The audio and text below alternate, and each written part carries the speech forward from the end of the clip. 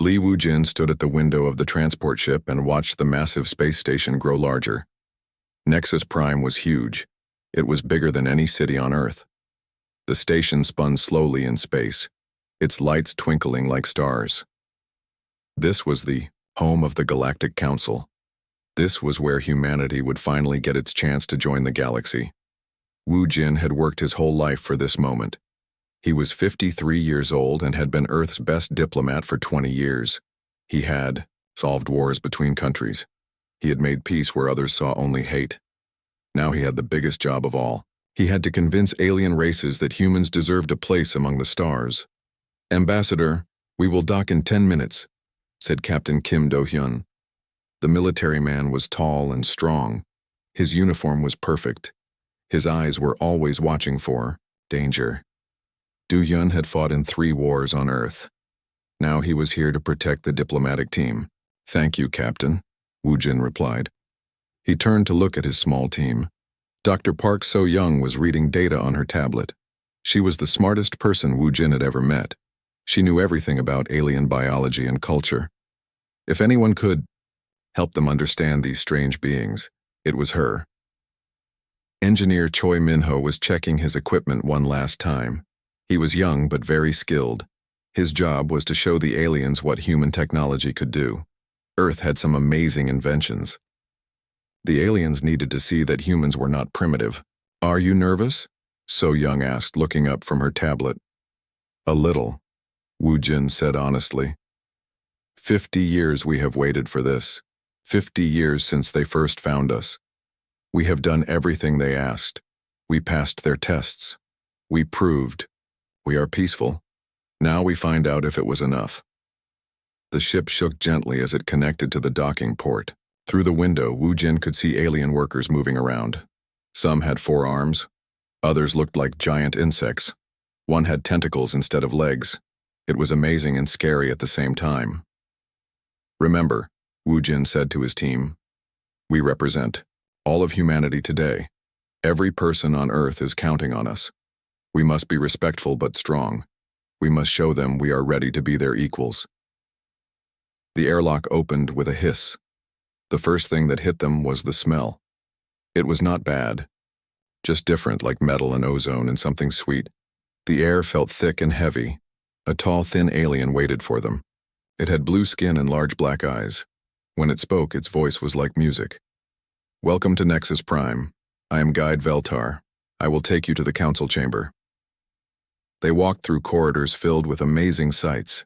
Aliens of every shape and size moved past them. Some stopped to stare at the humans. Wu Jin tried to look confident, but inside he felt very small. The council chamber was enormous. It was shaped like a bowl with seats rising up on all sides. In the center was a platform where speakers could stand. Thousands of aliens filled the seats. The noise was incredible. Wu Jin had never heard so many different languages at once.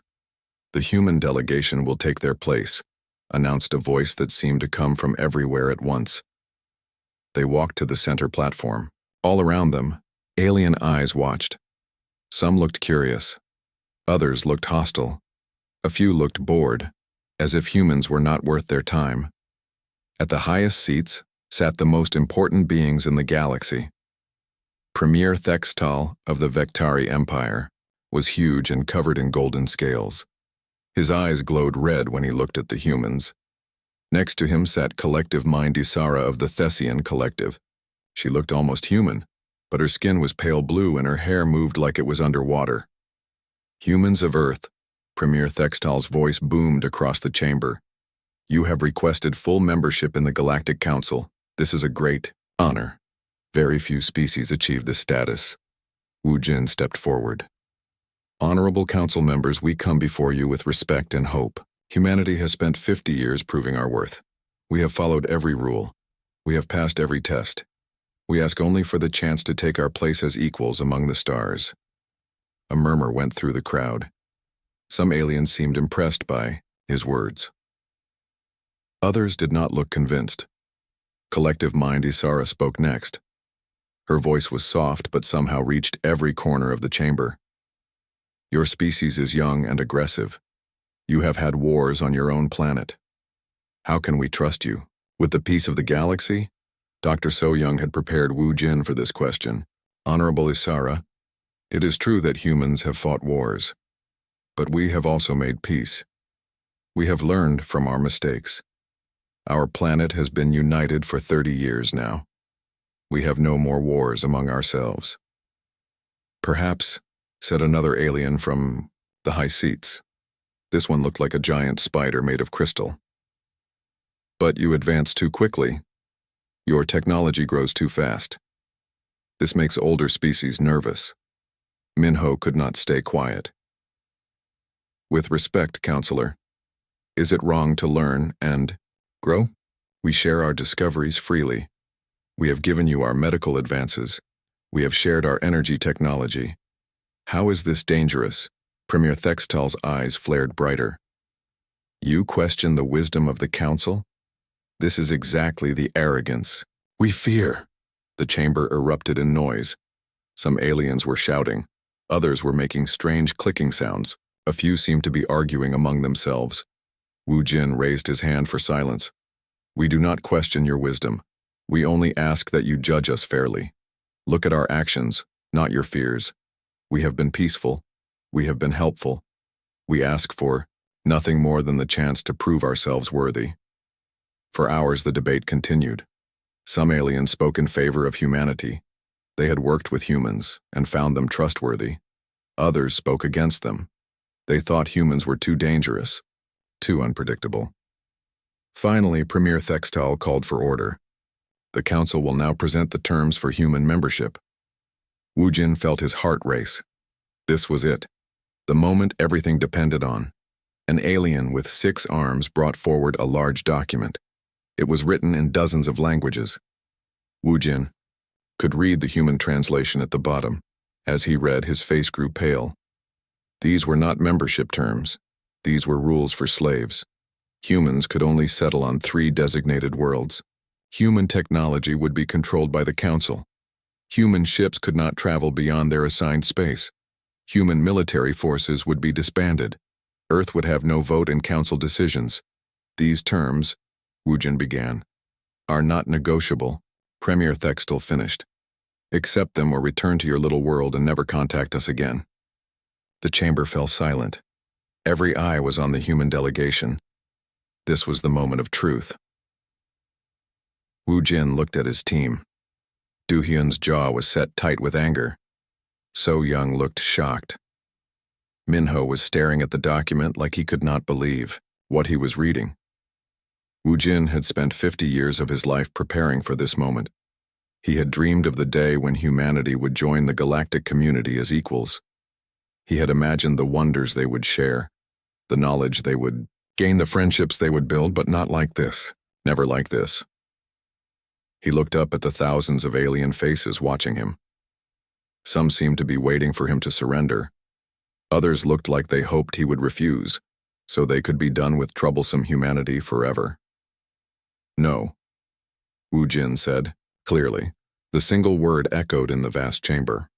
No? Premier Thextal leaned forward. You refuse the generous offer of the council? I refuse to make my species slaves, Wu Jin replied. We came here in good faith. We hope to join you as partners. If you cannot accept us as equals, then we have nothing more to discuss. The chamber exploded in chaos. Some aliens were shouting, in anger. Others seemed shocked that anyone would dare refuse the council. A few were making sounds that might have been laughter. You will regret this decision, Collective Mind Isara said, her soft voice somehow cutting through all the noise. No species defies the council and prospers. Wu Jin felt Captain Do Hyun move closer to him. The soldier was ready for trouble. Minho and So Young flanked them, forming a protective circle. Perhaps, Wu Jin said, but we will regret slavery more. He turned to his team. We are leaving. But as they started to walk toward the exit, alien security forces moved to block their path. Armed guards with weapons Wu Jin did not recognize surrounded the platform. I am afraid, Premier Thextal said with what might have been a smile, that leaving is no longer an option. The alien guards moved fast. Captain Do Hyun reached for his weapon, but there were too many of them. Energy beams hit him before he could draw his gun. He fell to the ground, his body twitching from the shock. Do-hyun! Woo Jin shouted, but more guards surrounded them. Their weapons hummed with deadly energy. Do not resist, Premier Thextal commanded from his high seat. You have committed crimes against galactic peace. You will be arrested and tried. Crimes? Dr. So Young demanded. We have done nothing wrong. You have developed forbidden weapons, Collective Mind Isara replied. Her voice was calm, like she was discussing the weather. Your defense systems are too advanced. They violate the technology control treaties. Minho stared at her in shock. Those are defensive systems. We built them to protect our world. Every species has the right to defend itself. Not species. Under council supervision, said the crystal spider alien. You were probationary members. You should have asked permission before building anything. Woo Jin felt cold anger growing in his chest. You never told us about these rules. How can we break laws we did not know existed? Ignorance is no excuse, Premier Thextal said. Guards, take them to the detention center. The guards forced them to walk. Do-hyun was barely conscious, supported by 2 alien soldiers. They moved through corridors filled with watching aliens. Some looked curious. Others seemed pleased to see the troublesome humans captured. The detention center was deep inside the station. The cells were small and uncomfortable. They separated, the humans putting each one in a different cell. Woo Jin could hear So Young calling his name from somewhere down the hall, but he could not see her. Hours passed. Maybe days. It was hard to tell time in the cell. The lights never changed. Food came through a slot in the door. It tasted like cardboard, but Woo Jin ate it anyway. He needed to stay strong. Finally, guards came for him. They brought him to a large room with cameras and recording equipment. Alien reporters filled seats around the walls. This was going to be broadcast across the galaxy. Premier Thextal sat at a high desk like a judge. Other council members sat beside him. They all looked down at Woo Jin with cold eyes. Human Lee Woo Jin, Premier Thextal began. You stand accused of developing forbidden weapons. You stand accused of threatening galactic peace. You stand accused of defying the lawful authority of the Galactic Council. How do you answer these charges?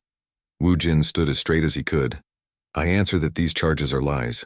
We built defensive systems to protect our world. We threatened no one. We defied only your attempt to make us slaves. Murmurs went through the room. Some aliens seemed surprised by his boldness. Others looked angry. You admit to building advanced military technology without council approval? Collective Mind Isara asked. I admit to building defenses for my people. That is not a crime. That is a duty. Under council law, it is both, said the crystal spider alien. The evidence is clear. Your orbital platforms are capable of destroying entire fleets. Your planet-based weapons could shatter moons. No defensive system needs such power. Woo Jin wanted to laugh, but this was too serious. You fear our defenses because they work. You thought you could force us to surrender our freedom. When you found out we could protect ourselves, you decided to call us criminals. Premier Thextal slammed something that might have been a gavel. Enough. The evidence speaks for itself. We have recordings from your own ship showing these weapons. We have testimony from our observers who studied your system. You cannot deny what we have seen. I do not deny our strength, Woo Jin said. I am proud of it. My people built those defenses with their own hands and minds. We hurt no one. We threatened no one. We only prepared to protect ourselves. If that makes us criminals in your eyes, then your laws are wrong. The trial continued for hours. They brought in Dr. So Young to testify about human technology. She was pale and tired, but her voice was strong. Everything we built was defensive, she said. Yes, our weapons are powerful. They have to be. We learned from studying galactic history that the universe is dangerous. We saw what happened to species that could not protect themselves. We decided that would not be humanity's fate. They brought in Minho next. He was angry and did not try to hide it. You want to know about our technology? We learned it from you. 50 years of cultural exchange and peaceful cooperation. We studied everything you gave us. We improved. It made it better. And now you punish us for being too good at learning? Captain Do-hyun was the last to testify. He could barely stand, but his words were clear. I am a soldier. My job is to protect my people. If you think I will apologize for doing that job well, you are wrong. If you think humanity will surrender because you threaten us, you are wrong about that too. The trial was a show. Woo Jin knew it from the beginning. The council had already decided what they wanted to do. They just needed to make it look legal for the cameras. The evidence is overwhelming, Premier Thextal announced. The human delegation is guilty of all charges. The sentence is death. A few aliens in the audience made sounds of protest, but most seemed satisfied. The dangerous humans would be eliminated. The galaxy would be safe from their rapid advancement and stubborn independence. You cannot do this, So Young said. We are diplomats. We have immunity. You lost that immunity when you became criminals, Collective Mind Isara replied. The sentence will be carried out immediately. The galaxy must see what happens to those who threaten the peace. They brought the humans to a large platform in the center of the station. Thousands of aliens gathered to watch. Cameras from every news service in the galaxy recorded everything. This would be broadcast to billions of worlds. Woo Jin stood with his team on the platform. They had chains on their hands and feet. Armed guards surrounded them. Above them, the council members sat in their high seats looking down like gods judging mortals. Any last words? Premier Thextal asked. Woo Jin looked up at the cameras. He knew that somewhere, somehow, humans would see this. Earth would learn what happened to their delegation. His people would know how the galaxy had answered their offer of friendship. I speak to the galaxy, Woo Jin said, his voice carrying across the vast space. We came in peace. We offered cooperation. We asked only to be treated as equals. You answered with chains and false charges. You choose to see our strength as a threat instead of a gift. He turned to look directly at Premier Thextal. You fear us not because we are monsters, but because we refuse to kneel. You have made your choice. Now live with the consequences. So Young managed to activate a small device hidden in her clothes. It was supposed to be a communicator, but she had modified it. She sent a signal toward the edge of the system, where a human observation post waited in secret. The message was simple. They killed us. Protocol 7. The aliens noticed the signal and destroyed the device, but it was too late. The message was already gone, racing through space toward home. Premier Thextal raised his hand. Let the galaxy see what happens to those who defy the Council's will. The execution was quick. Energy beams from dozens of weapons hit the platform. The humans died instantly, their bodies turning to ash that scattered in the recycled air of the station. The watching aliens cheered. Some looked satisfied. Others seemed relieved. The dangerous humans were gone. The galaxy was safe. Premier Thextal stood up. Let this be a lesson to all species. The Council's authority is absolute. Those who challenge it will face the same fate. Collective Mind Isara nodded in agreement. Send a message to Earth. Tell them their delegates attempted to attack the Council and were killed defending ourselves. Tell them that any attempt at revenge will result in the destruction of their entire world. The crystal spider alien clicked its approval. Finally, we can proceed with the plan to integrate human space into our territories. Without their troublesome leadership, the remaining humans should be easy to control. The execution was broadcast across the galaxy within hours. On a million worlds, aliens watched the deaths of the human delegates, most approved. Some felt uneasy, but they said nothing. The Council's power was absolute, but in a small observation post at the edge of the solar system, a human communications officer named Sergeant Park Young-ho received So Young's final message. His hands shook as he read it. Protocol 7 was something they had hoped never to use. Young-ho turned to his commander, Lieutenant Colonel Kim Hye-jin. Ma'am, message from the delegation. Priority 7. Kim Hye-jin went very still. Protocol 7 meant total war. It meant the diplomatic mission had failed completely and humanity was in immediate danger. Confirmed? She asked. Confirmed, ma'am. Dr. So-young's personal code, the delegation is dead. Kim Hye-jin looked out at the stars for a long moment. Somewhere out there, the best and brightest of humanity had been murdered by aliens who called themselves civilized. Earth's greatest diplomat, its finest scientist, its most brilliant engineer, its bravest soldier, all dead. She turned to her communications officer. Send the signal to Earth. Full spectrum, all channels. Authentication code Omega-1. Young Ho's fingers flew over his controls. A signal raced toward Earth at faster than light speed. It carried a simple message that would change everything. Wu Jin. Down. Repeat, Wu Jin down. All delegates confirmed killed. Recommend immediate implementation of Protocol 7. President Yoon Hae-won sat in the emergency meeting room deep beneath the Capitol. The walls were thick concrete and steel. Nothing could get in or out without her permission. Around the table sat the most powerful people on Earth. Generals, scientists, and spies. Confirm the report, she said quietly. General Shin Tae-wook, the defense minister, placed a tablet on the table. His face was hard as stone. Message received 6 hours ago from Observer Post Alpha. The delegation is dead. All 4 executed by the Galactic Council on live broadcast. The charges were false. They accused our people of building illegal weapons. Our defensive platforms?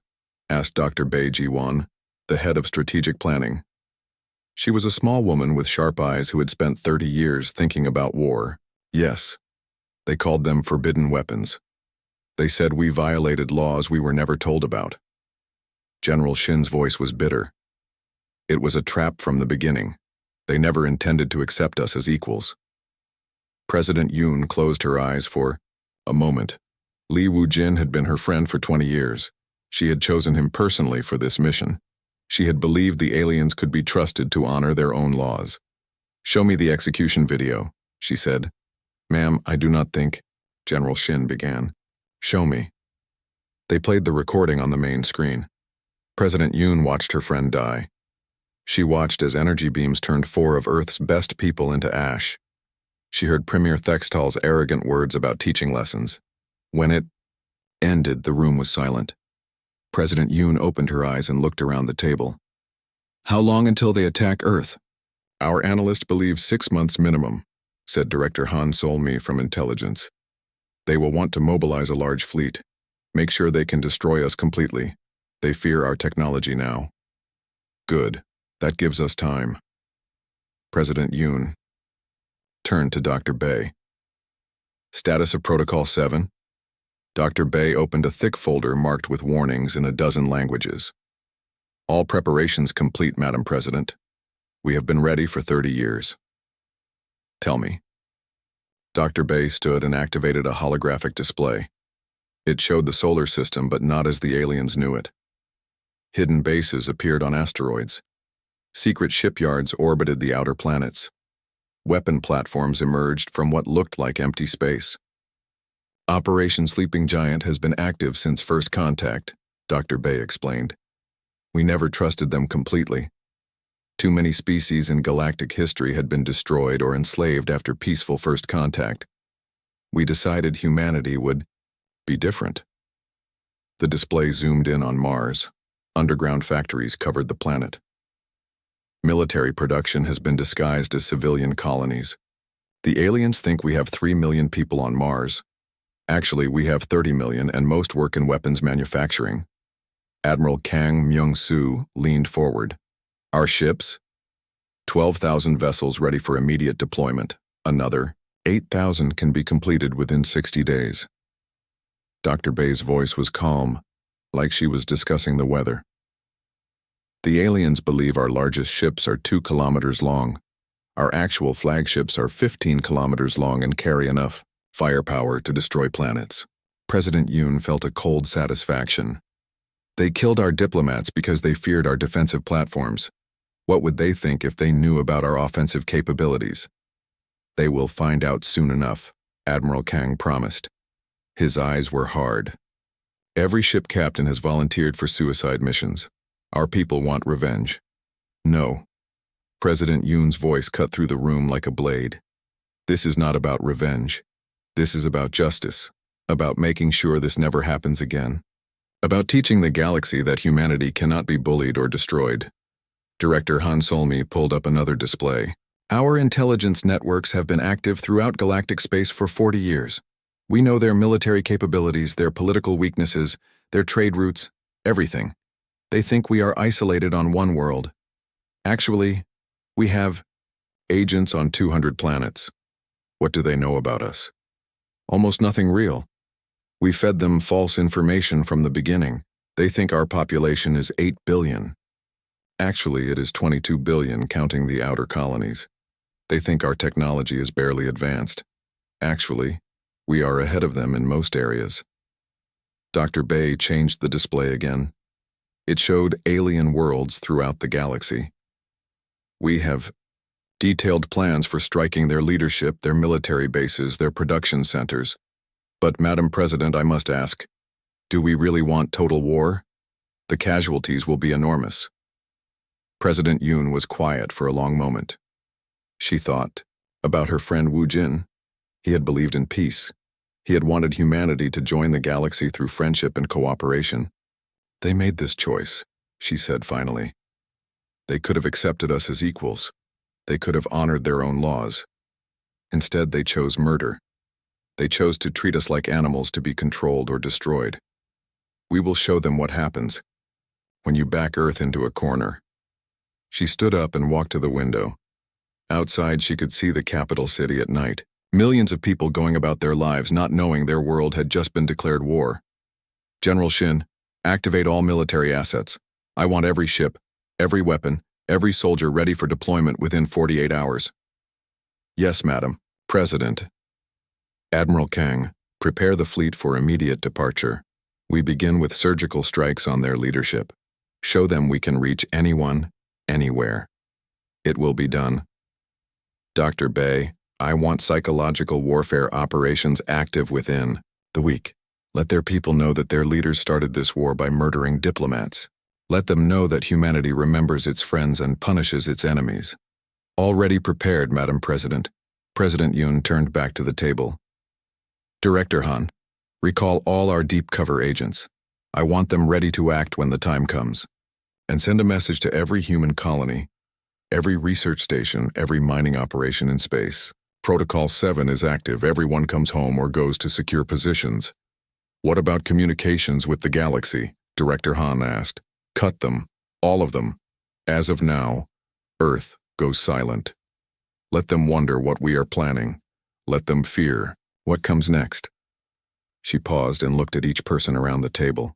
These people had prepared for this day for 30 years. They had hoped it would never come, but they were ready. One more thing. Send a message to the observation posts. Tell our people what happened to the delegation. Tell them about the execution. Make sure every human in space knows that our diplomats died trying to make peace, and the galaxy answered with murder. Over the next 12 hours, amazing things happened in the solar system. Ships that had been hidden for decades emerged from asteroid fields and gas giant clouds.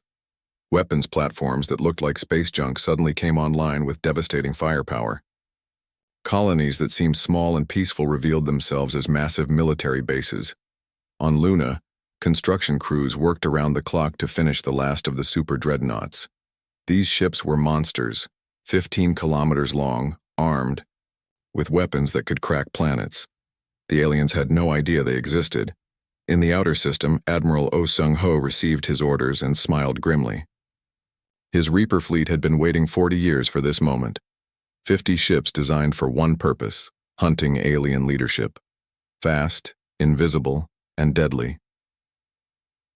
Captain Nam Yu-ri read her mission briefings aboard the stealth ship Silent Vengeance. Her target was Premier Thextal's family compound on the Vectari homeworld. She would show them what happened when you murdered human diplomats. Dr. Lim Kyung-soo worked in her laboratory, preparing biological weapons designed specifically for alien physiology. Not to kill. She was not a monster. But to cause fear, confusion, and chaos when the time came. All across the solar system, humanity prepared for war. But this would not be like any war the galaxy had ever seen. Humans did not fight to conquer territory or steal resources. They fought to protect their people and punish those who threatened them. The aliens thought they had solved the human problem by killing 4 people. They were about to learn that they had only made it infinitely worse. President Yoon stood in the command center as reports flowed in. Every military unit was ready. Every ship was armed. Every weapon was loaded. Earth had become a fortress preparing to strike back at the galaxy that had rejected its friendship. "Communications blackout complete," reported the signals officer. "All channels to galactic space are severed. As far as they know, we have gone silent." "Good. Let them think we are defeated. Let them believe their show of force worked." President Yoon smiled, but it was not a happy expression. "How long until the first strike?" 72 hours, Madam President. The Reaper fleet will reach Vectari space and begin hunting operations." "Excellent. And our declaration?" Dr. Bay handed her a document. "Ready for broadcast on all galactic frequencies when you give the word." President Yoon read it once more. It was simple and direct. No threats, no anger, just a statement of fact. "To the Galactic Council and all member species, you have murdered our diplomatic delegation in violation of all civilized law. You did this to demonstrate your power and teach us our place. We have learned the lesson you intended to teach. However, it was not the lesson you meant to give. You have shown us that you cannot be trusted to honor your own laws. You have shown us that you see diplomacy as weakness. You have shown us that you respect only force. Very well. 6 months had passed since Earth went silent. The Galactic Council believed they had won. Premier Thextal gave speeches about the success of their firm action. Collective Mind Isara praised the wisdom of eliminating the human threat. Trade continued as normal. Life went on. The first sign that something was wrong came from a mining station near Vectari space. The station manager was Supervisor Krelton, a 4-armed alien who had worked there for 20 years. He was checking the daily reports when all his screens went black. Then a face appeared. Human, young, smiling coldly. "Greetings, Supervisor." "Krelton, I'm Commander Lee Youngsik of the Human Navy. You probably thought we were all dead or hiding in fear. You were wrong." Krelton stared at the screen in shock. Humans were not supposed to be here. They were not supposed to have ships that could travel this far from Earth. "Your government murdered our diplomats," the human continued. "They died, asking only for peace and equality. Your leaders answered with lies and execution. This was a mistake." "How are you broadcasting this?" Krelton managed to ask. "We have been here for weeks. Watching, learning, preparing. Did you know that Premier Thextal's son lives on Station Delta 7? Did you know he will be attending a cultural ceremony tomorrow? Did you know we could have killed him already, but chose not to?" Krelton felt cold fear creep up his spine. "We are not like you," the human said. "We do not murder innocents, but your leaders are not innocent. They chose this war. Now they will face the consequences. Tell your government that the hunt has begun." The transmission ended. Krelton immediately contacted Fleet Command, but his message was intercepted by human ships that should not exist. By the time his warning reached the capital, it was too late. On Station Delta 7, Premier Thextal's son Gextal was enjoying the Festival of Light. Hundreds of important Vectari had gathered to celebrate their cultural heritage. The security was tight. No one could get close to the Premier's family without authorization. Captain Nam Yu-ri studied the station from her stealth ship, Silent Vengeance. She had been watching for 3 days. Every guard rotation, every security protocol, every way in and out.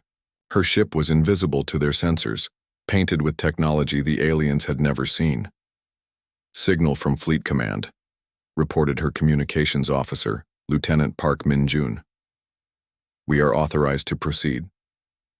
Nam Yu-ri nodded. She had trained for this mission for 15 years. Her ship was designed for one purpose: to go anywhere in the galaxy without being detected and take whatever she wanted. Initiate boarding sequence, full stealth mode.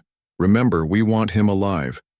His father needs to understand what happens when you murder human diplomats. The boarding was perfect. Human stealth technology was 50 years ahead of anything the aliens had. Nam Yuri and her team moved through the station like ghosts. Guards fell unconscious from gas they could not smell. Security systems shut down from viruses they could not detect. They found Gextel in his private suite, celebrating with his closest friends. He was drunk on alien alcohol and laughing about some joke. The laughter stopped when black-armored humans appeared in his room. Gextel, son of Premier Thextal, Nam Yuri said, removing her helmet to show her face. You are coming with us. This is impossible, Gextal stammered. You cannot be here. Humans cannot travel this far. You have no ships, no technology.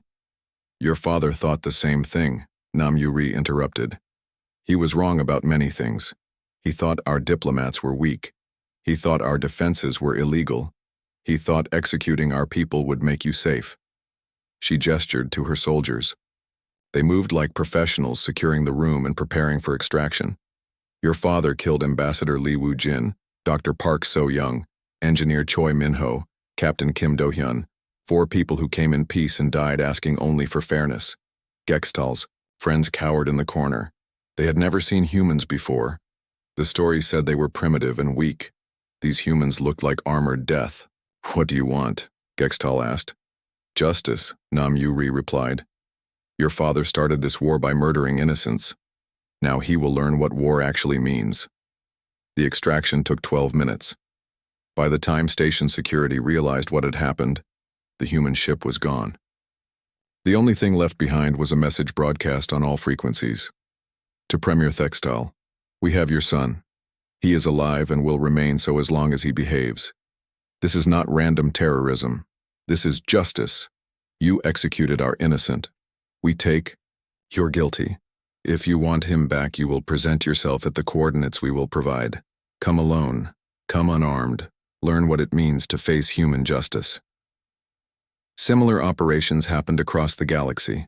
The son of Collective Mind Isara vanished from a heavily guarded research facility. The Crystal Spider alien's daughter disappeared from her university. The nephew of the Altarian trade minister was taken from his own wedding. The pattern was always the same. Precision strikes by invisible ships, perfect intelligence, no collateral damage. Only the children and relatives of those who had voted to execute the human diplomats. Admiral Oh Seung-ho commanded the operation from his flagship, Dark Retribution. He was a hard man who had lost his own son in Earth's last war. Now he hunted alien leaders with cold precision. Status report, he ordered. 17 targets acquired, reported his intelligence officer, Commander Kim So-min. 0 casualties among alien civilians. Our teams extracted their targets without harming bystanders. Good. We are not them. We do not murder innocents. Oh Seung-ho studied the star charts. What is the galactic response? Panic. Kim So-min replied with satisfaction. Half the council members have gone into hiding. The other half are demanding military action against Earth. But they have a problem. Which is? They do not know where we are. Our ships are invisible to their sensors. Our bases are hidden. They are shooting at shadows while we pick apart their leadership. Meanwhile, Dr. Lim Kyung-soo worked from her mobile laboratory aboard the science vessel Quiet Storm.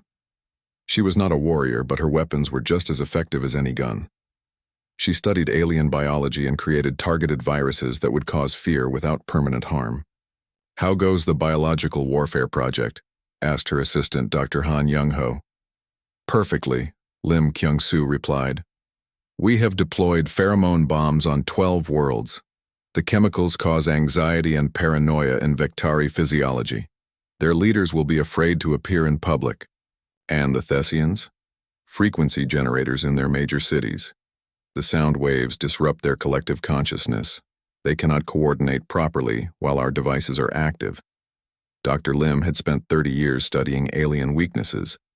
Every species had them. The Vectari were territorial and aggressive, but they became cowardly when isolated. The Thessians were powerful when linked together, but helpless when their mental connections were disrupted. "Remember," she told her team, "we cause fear and confusion, not death. We are not monsters. We are teachers showing them the consequences of their choices." The psychological war was working. Across the galaxy, alien leaders lived in constant fear. They did not know when humans would appear. They did not know who would be taken next. They had fleets of mighty warships, but the humans would not fight them directly. Instead, humans used their greatest weapon, their minds. They thought like predators while the aliens thought like prey. They struck where their enemies were weak, not where they were strong. On the Vectari homeworld, Premier Thextal sat in his private bunker deep underground. His scales had lost their golden shine. His eyes no longer glowed with confidence. The human war was not what he had expected. Status of the fleet mobilization? He asked his military advisor, General Velkar. "Slow progress, Premier. The humans keep hitting our supply lines. They destroyed 3 fuel depots yesterday. No one saw them coming. No one saw them leave. How is this possible? Our sensors are the best in the galaxy." "Apparently not, Premier. The humans have technology we do not understand. Our experts believe they have been developing in secret for decades." Thextal slammed his fist on the table. "Find them. Destroy them. I will not be hunted like an animal by these primitive creatures." But even as he spoke, he knew it was too late.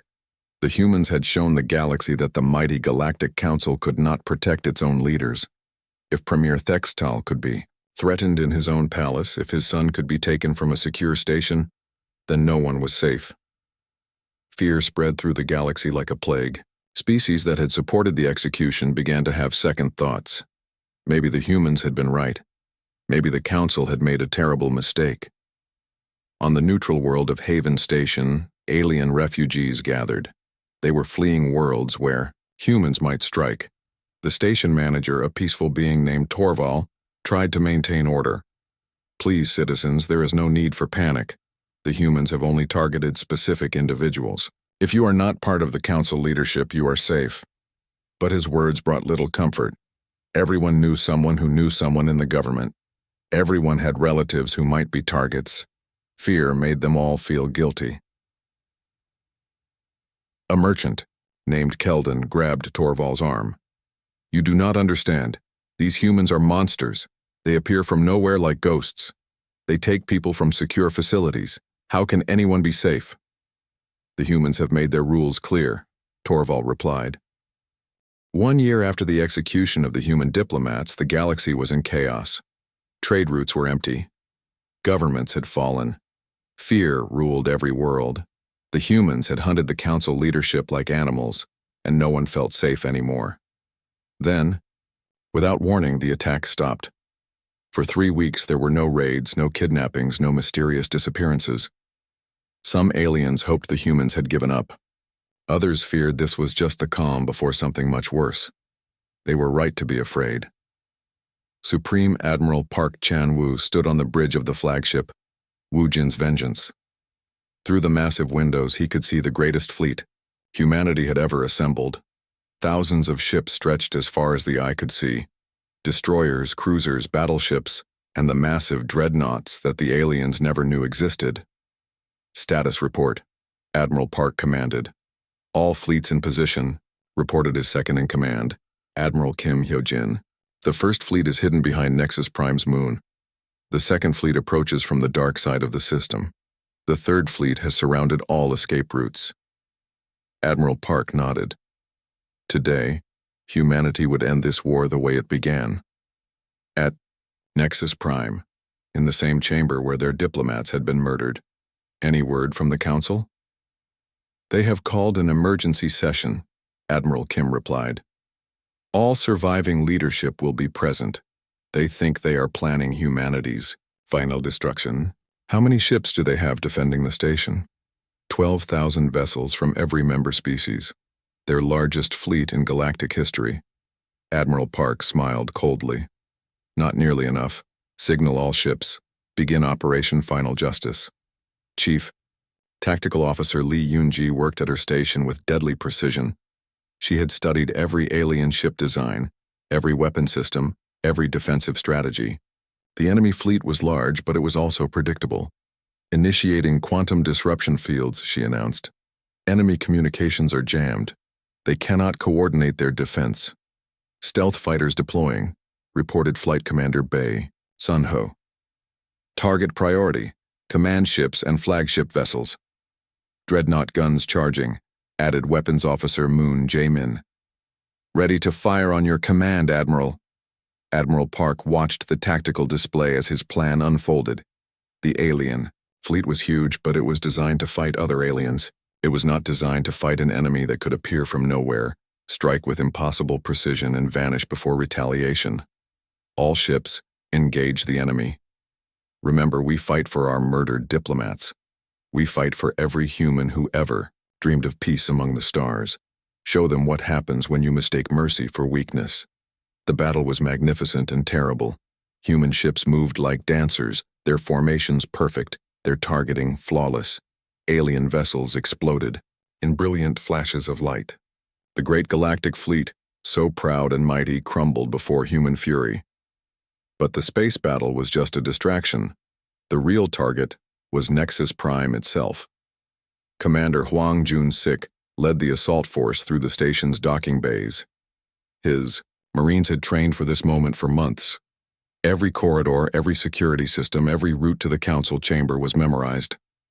Remember, he told his troops as they advanced, civilians are not targets. Security forces may be neutralized but not killed if they surrender.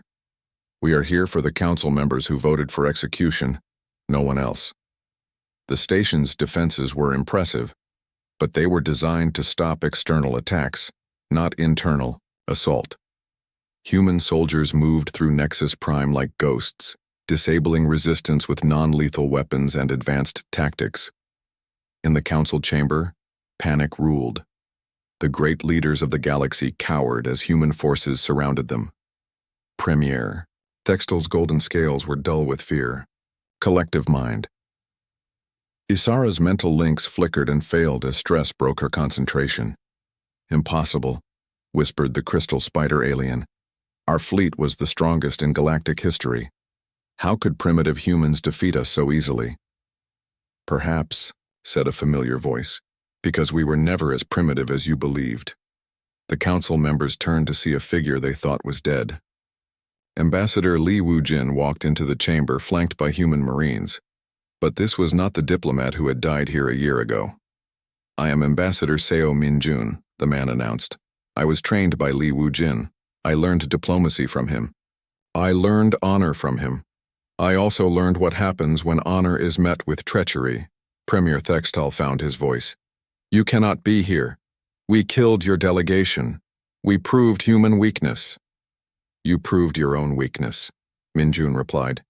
Calmly. You feared 4 unarmed diplomats so much that you murdered them rather than negotiate as equals. That fear was justified.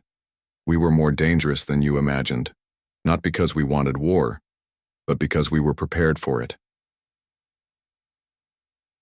The chamber. Doors opened and President Yoon Hae-won entered. Her presence filled the room with quiet authority. Behind her walked the leaders of humanity's military and scientific forces. Honorable council members, President Yoon said, her voice carrying to every corner of the chamber. 1 year ago, you executed my diplomats in this very room. You broadcast their deaths to show the galaxy what happens to those who defy your will. She walked to the center of the chamber, the same place where Wu Jin had stood before his death. Today I stand where my friend died. I speak for all humanity when I say that his death has been answered. Your fleets are destroyed. Your military power is broken. Your governments are in chaos. You have learned what happens when you mistake human restraint for human weakness. Collective mind, Isara managed to speak. What do you want? Revenge? The destruction of our species? No, President Yoon replied, and her answer surprised everyone. We want justice. We want to ensure that no species ever again suffers what you did to us. We want to build a galaxy where diplomats are safe, where laws apply equally to all, where strength is used to protect the innocent, not oppress the weak. Premier Thextal laughed bitterly. You speak of justice after destroying our fleets? After Hunting our children? After bringing war to peaceful worlds? President Yoon's eyes grew cold. We hunted only those responsible for murder. We destroyed only those who threatened us. We brought war only to those who started it. Every action we took was a response to your aggression. She activated a holographic display showing the solar system, but now it showed the truth. The massive fleets, the hidden bases, the incredible military power that humanity had built in secret. For 50 years we prepared for this day. We hoped it would never come. We wanted to join you as friends and equals. You chose murder instead of friendship. You chose war instead of peace. These were your decisions, not ours. Ambassador Min Jun stepped forward. The Galactic Council is dissolved as of this moment. Its authority was forfeited when it murdered innocent diplomats. In its place, we established the Galactic Federation, a union of equals where no species can dominate others. You cannot simply declare our government ended, protested the Crystal Spider alien. We are not declaring it, President Yoon replied. We are observing it. Your government ended when you chose murder over law. Your authority died with our diplomats. We are simply acknowledging reality. She gestured to her military commanders. Those of you who voted for execution will be tried for war crimes. Those who opposed it will be given the chance to help build something better. The choice is yours. Admiral Park Chan-woo spoke for the first time. Your fleets are destroyed. Your military leaders are captured or dead. Your people look to you for guidance in this moment. You can choose to resist and watch your worlds burn, or you can choose to help us build a better galaxy. The debate continued for hours. Some alien leaders were defiant to the end. Others began to realize that humanity was offering something unprecedented. Mercy to their enemies. Partnership instead of conquest. Finally, Premier Thextal spoke. His voice was broken, his arrogance gone. What guarantee do we have that you will honor your promises? How do we know you will not simply enslave us as we tried to enslave you? President Yoon smiled, and for the first time it was not cold or threatening. You have the same guarantee we had when we sent our diplomats to you. Our word. The difference is that humans honor their word, even when dealing with those who have broken theirs. The transition took months. War crimes trials were held for those who had voted for execution. Premier Thextal and Collective Mind Isara were found guilty and sentenced to life imprisonment. They would spend their remaining years thinking about the price of murdering innocents, but most of the galaxy's leaders were given the chance to prove themselves in the new Federation. Species that had been oppressed by council rule found their voices. Trade resumed, but now on equal terms. Scientific cooperation flourished as humanity shared its advanced technology freely. Ambassador Seo Min-jun stood in the rebuilt council chamber, now called the Federation Assembly. Representatives from 1,000 worlds gathered to vote on laws that would apply equally to all. The chamber, where human diplomats had been murdered, had become a symbol of hope and justice. The Federation recognizes the representative from Altair, Min-jun announced. A young alien rose to speak. Honorable Assembly, my species wishes to propose new protections for diplomatic immunity. We must ensure that what happened to the human delegation never happens again.